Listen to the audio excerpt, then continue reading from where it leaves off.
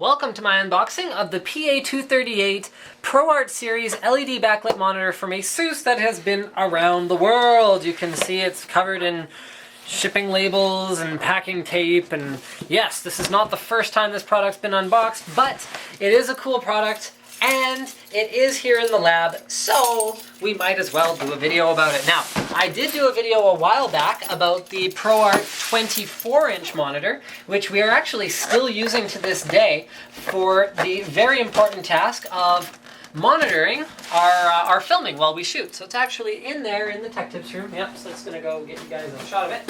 No, that's fine, that's good enough. It's there, trust me. So the reason we use it for that is because PA series monitors come factory calibrated for the best possible out-of-box color accuracy. So an IPS panel helps with color accuracy, but a non-calibrated IPS panel can be just as inaccurate as anything. So that is why for professional users, ASUS came out with this line of products that comes pre-calibrated so that, oh, there's lots of accessories in there, so you know what? Here, we're gonna put that there. I hope it doesn't fall apart. We're going to cover the accessories so that professional users who don't necessarily have access to color calibration equipment or anything like that can have something that works out of the box. It is DisplayPort ready, so there's a DisplayPort cable that's included. We probably won't need that, or maybe we will need that. I don't know. Let's settle on we might need that. We have a power cord. We have a USB A to B, USB 2 cable. We have a DVI cable, a VGA cable, which we definitely won't need. Okay, user manuals, okay, support CD, as well as, the calibration report. So here it is. This is the one that actually was run on your monitor. Serial number this, test equipment this, grayscale tracking, gamma values, and there you have it. So they guarantee an average delta E of less than 5. That's what they're going for, and that is the delta E values for all of these different colors. So that is the point of this monitor. Although that's not to say that it's not great for gaming as well. A lot of people ask me, what's the best monitor for gaming? To which I reply, well, a good monitor is good for gaming. It's like when people ask me, what's the best headset for gaming? A good headset is good for gaming. When it comes to sound and it comes to images, I mean, yes, there have been monitors in the past that are just, you know, color accurate, but phenomenally slow, and therefore terrible for gaming.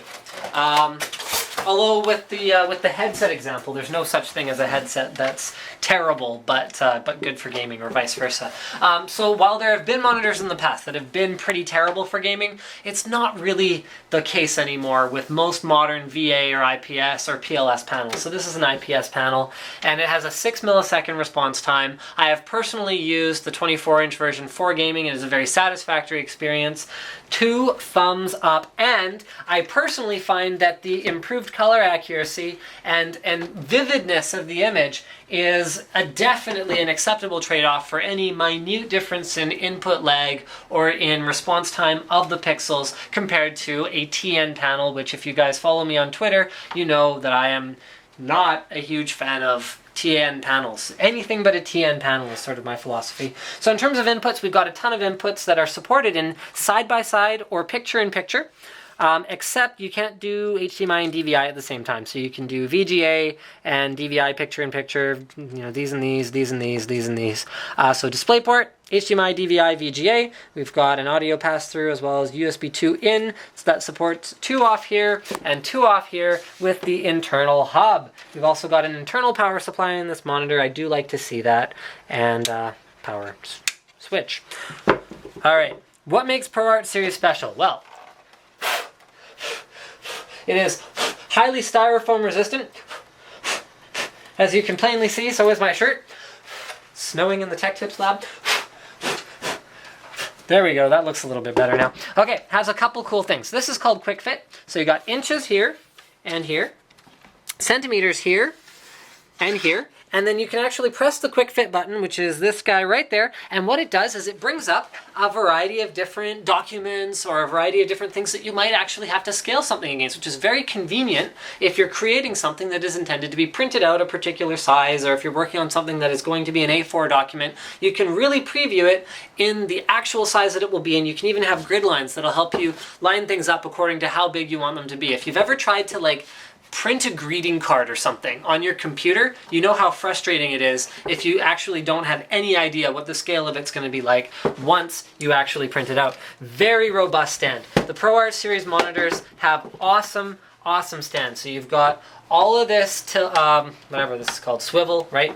You've got height adjust up to here. Again, little marks. You can measure how far you're height adjusting should you so desire.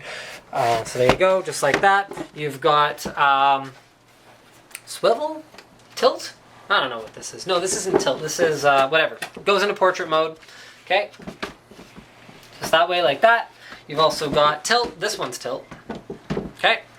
And it is very well built. It's made of plastic, but it's not like made of plastic. It's just made of like pretty solid plastic.